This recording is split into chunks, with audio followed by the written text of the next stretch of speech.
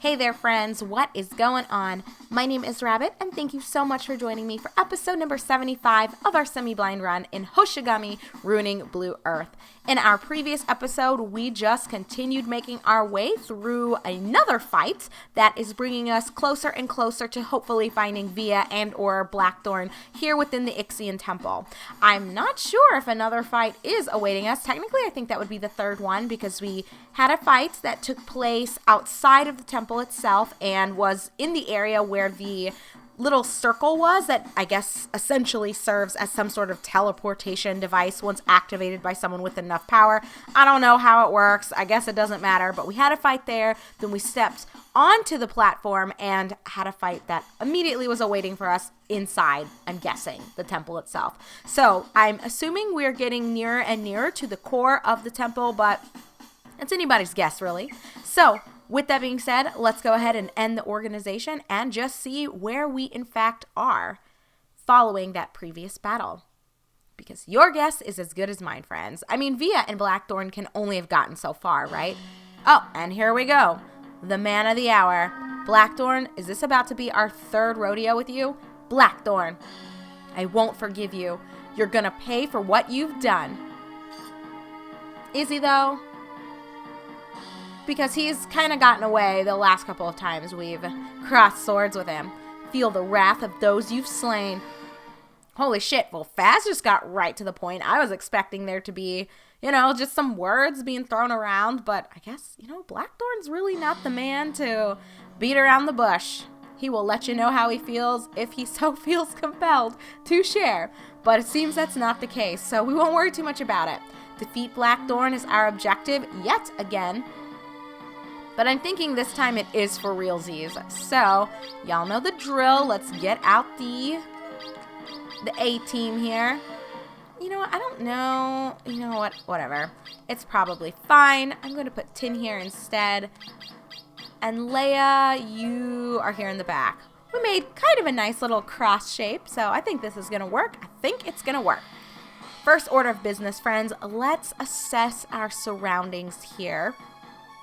So to be quite honest, I guess kind of backtracking a bit to my intro, I wonder if this is the second to last battle we're going to have.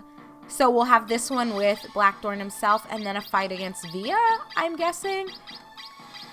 I mean, there could be other fights too, of course, but just throwing it out there. So there is a sparkly to the right-hand side of this platform. I don't know if we will necessarily be pursuing that, but just to identify it and say it out loud, hopefully it will stick in my mind and I will not forget. And then this one right here, I think we can get pretty darn close to it. I don't want to waste too much of Sylphados' turn. I think I'm going to just put him here for now so that in his next turn he should be able to get it and still cast something.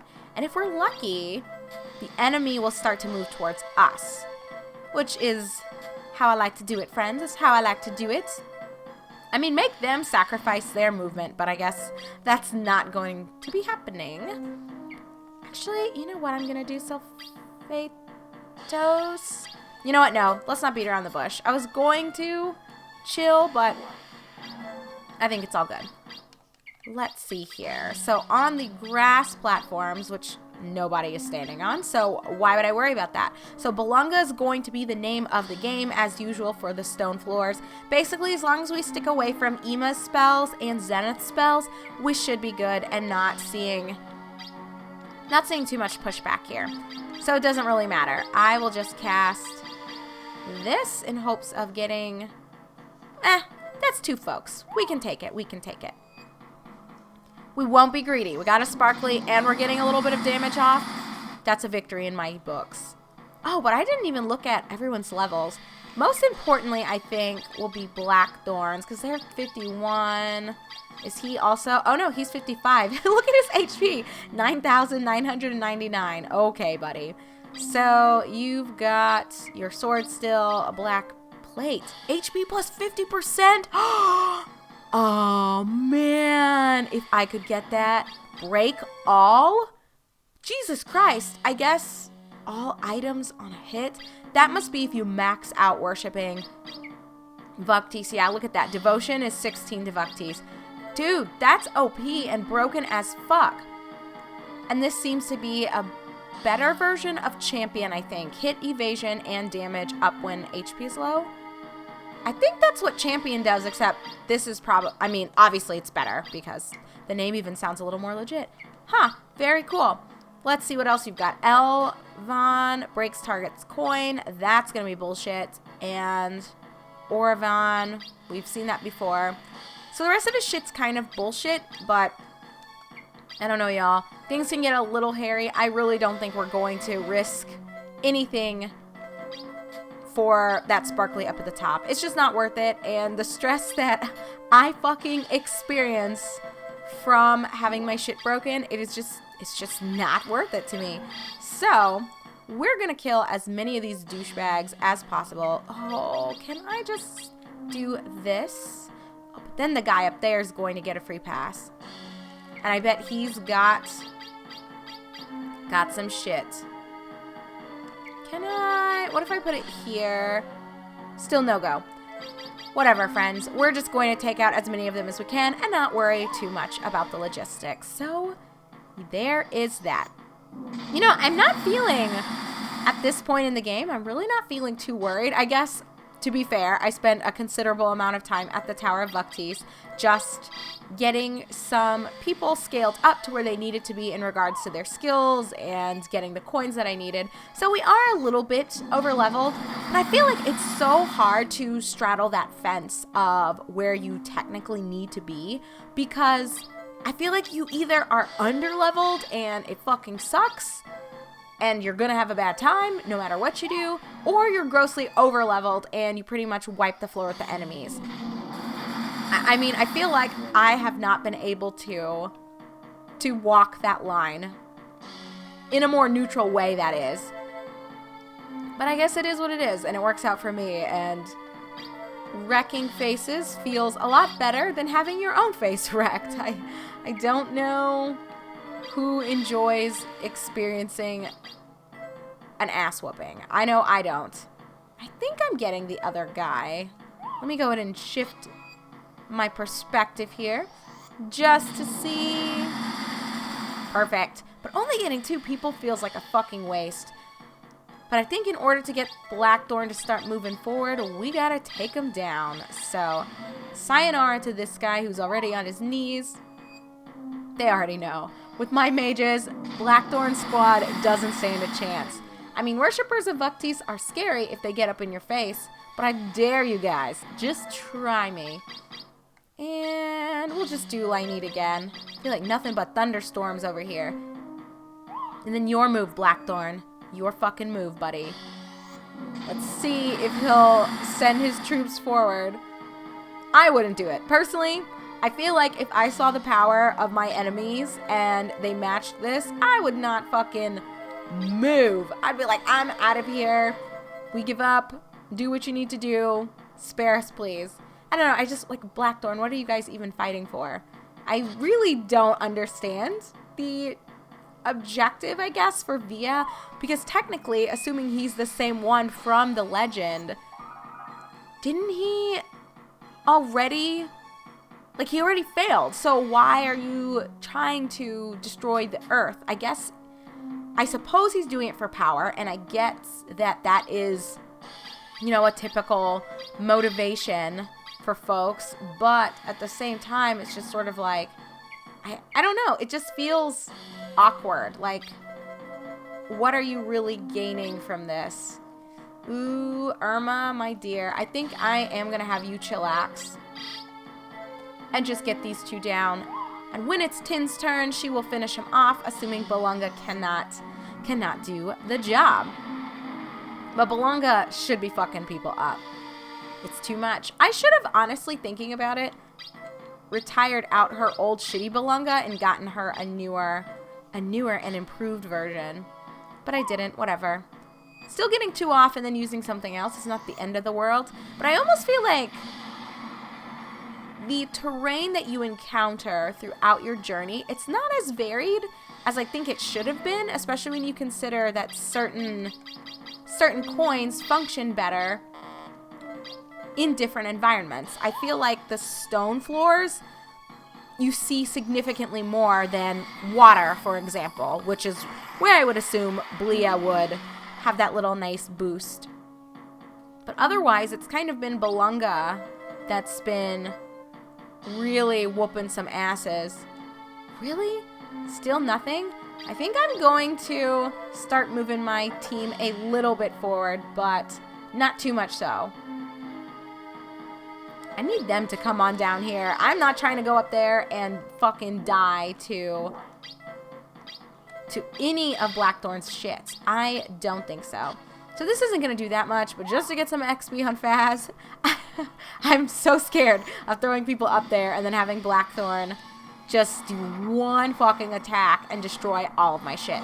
Because regardless of what some people have with Weapon Guard or, I don't know, whatever the Armor Guard is, I don't have anything to protect my accessories. And granted, I don't have any OP astounding accessories on someone, but I will fucking rage if he walks down here and just taps someone with his sword and it's game over. What I kind of want to do, though, in a perfect world, I would try to session him to get some of his shit, but I don't trust it, you guys. I still feel like it's gonna be a bad time for me. Oh yes, please come on down. First in line for the beating of a lifetime. And then here's number 2. What horrible choices you two have made, indeed. Here's the other Belunga. Oh no! Of course you're like standing right in it, fucking Faz. Of course you are.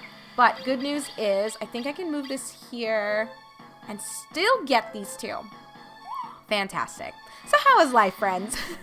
Things going okay for you? I have been just sort of rambling about various things all morning with you guys. So I think obviously things are going great for me. Minus, I guess I could just to rant a little bit. And I really shouldn't call it a rant. It's not that big of a deal so much as a minor annoyance. I don't know about you guys, but does it get under anyone else's skin when you meet people that love playing devil's advocate just for the sake of playing devil's advocate? It's not like they feel strongly about the position that they're allegedly taking, or that they're trying to necessarily even make a point or bring about some sort of heightened level of awareness on your behalf. Oh, no, no, no. They just like playing devil's advocate just because they think it's fun. They like trolling people. I guess I shouldn't say they like trolling people, and you shouldn't make the assumption that their intentions are malicious, but it's fucking aggravating, isn't it? And this wasn't even something that necessarily happened to me, but just thinking about a conversation that took place in our employee lounge area. It's really not even that big. Hardly anyone uses it except to store stuff and occasionally heat up food in the microwave. But typically we just use the microwave that's in one of the feeding spaces for sick kids, just because it's more accessible. You have a little bit more of a presence, so people can kind of see you and chit chat with you if that's what they need. So anyway, with that being said, no one really uses this lounge area. I'm scared to move forward. Hang on, y'all. I will rant here in a second. Let me just move a little bit closer. I think we should be able to get off. I think we're just going to get these two, and that's going to have to be enough. And it will be enough. I'm not too terribly concerned about it. All of his little cronies here aren't the issue. Not even close. But Blackthorn's not doing anything. I don't know if it's because he's waiting for us to kill everyone else, or if it's a trap and the game is going to try to force us to run up there and try to rush him. But not me. Y'all already know I am chicken shit. I acknowledge that I'm chicken shit. It's not happening. With that being said, I am just going to move up 1. Maybe this will bait some shit. I don't know. We'll see. I'm so scared, you guys. Blackthorn, please. Here it is. He's coming, y'all. I am not feeling good about this. No, sirree. What the fuck is this shit? I didn't even check, really, any of the mages, so fingers crossed that an ass whooping Oh, level 3, Raffle. Yeah, that's nothing. Okay, so I feel good. Back to my story then. So anyway, there were a few of us that were chilling in the employee lounge area. And for whatever reason, there's this girl. She's so nice. I think that, to her credit, she has had a few things like happen. And I think that, she's just trying to find herself. She's a bit younger. I think she's like 23, 24, and she has demonstrated that she's a very hard worker, very diligent, great attention to detail, exceedingly thorough in things that she writes and things that are going to be reviewed. So like her emails, I feel like, are very clear and structured well, and just in general, the things that she does, I think she does a very good job. She doesn't communicate extremely well orally. I think writing is more of a strength for her than oral communication, which is fine. Like, there are some people that, they just can't convey their thoughts super well, which, it's its own gift. I think they're very separate. Sometimes when you hear people say, oh yeah, I've got great communication skills, I feel like that doesn't really say anything, because your ability to speak can be completely different than how you can portray yourself or convey ideas on paper or through email. And I'm sure you guys know what I'm talking about, and you've met people like that where their emails, even just thinking about it on the flip side, where their emails are really aggressive or terse, and you just get a bad vibe from them every single time you read an email from them or a text from them or whatever.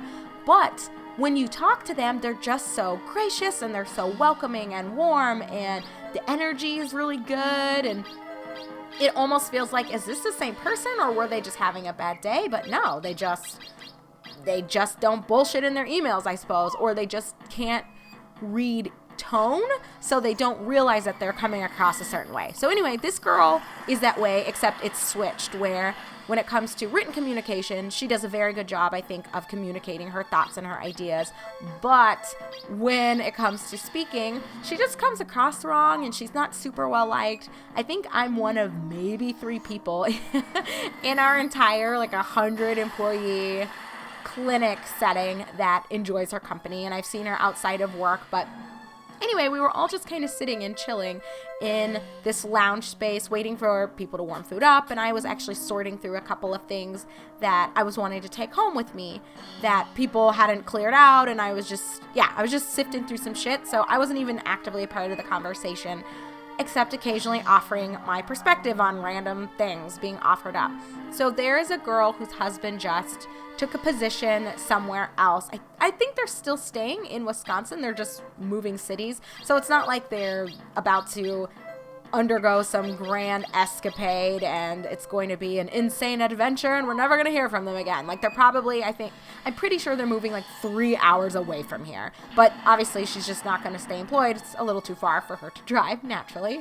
Understandably so. And it just works out for them. Her husband has the job. She did this just because she liked it, and it's a way to kill time, but it's not like this position that she had was what was paying all their bills and putting bread on the table. So, I digress. So, these two were kind of chit-chatting, and the younger girl, who's 23, we'll just call her Mitzi. Mitzi was just sort of talking about how it's interesting that they're moving, and it seems so sudden and unexpected, and, why now? Hold on, friends. I'm just trying to debate here. I think I do want to face forward. Let's see. I think what is strong against Bugtease? I don't even remember. It's either a moo or gote. And I know that light and darkness kind of counter each other, yet complement each other. I can't remember. I guess one way to see, that's 1292. But what if you compare it to... Yeah, I don't know if it really makes a difference, with the exception of using things that have some sort of bonus to them. I think a moo might be the way to go, but I don't know if it ultimately matters. So whatever, we'll just cast it and keep on trudging through my story, and I say that in air quotes, this isn't that much of a story. So anyway, Mitzi was just kind of saying to this girl, like, hey, this just seems so unexpected. Like, I can't believe you guys are moving. Didn't even know you and your husband were interested in leaving the area.